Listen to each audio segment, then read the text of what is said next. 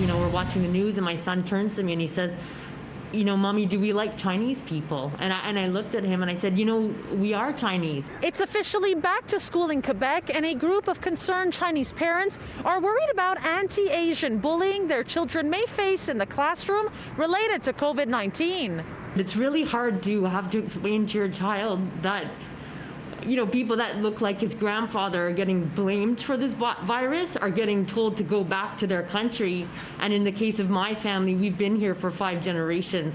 The Canadian Chinese community has seen an increase in racist incidents and abuse since the beginning of the pandemic. In Montreal's Chinatown, for instance, statues and religious symbols were vandalized back in March. Similar incidents taking place in other cities as well. Some of the Asian parents we spoke to say cases of racism were prevalent even before the pandemic, which is why this father of 2 is worried it will only get worse.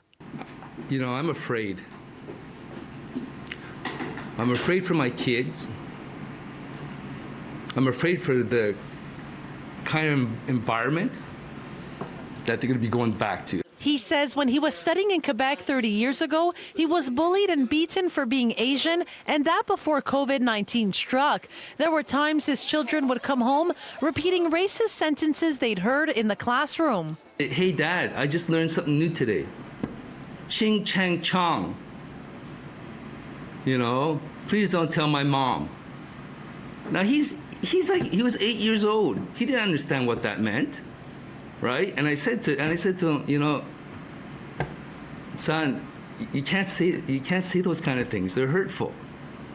And he didn't know that. And hopefully, the white kids that taught him that didn't know that either. The group of parents alongside the Center for Research Action on Race Relations is calling on school authorities to adopt anti-racism measures like guides, sensitivity training, and educational activities for everyone. Going forward, the school boards have to do better. Children are not born racist. They have to pick it up or learn it from somewhere.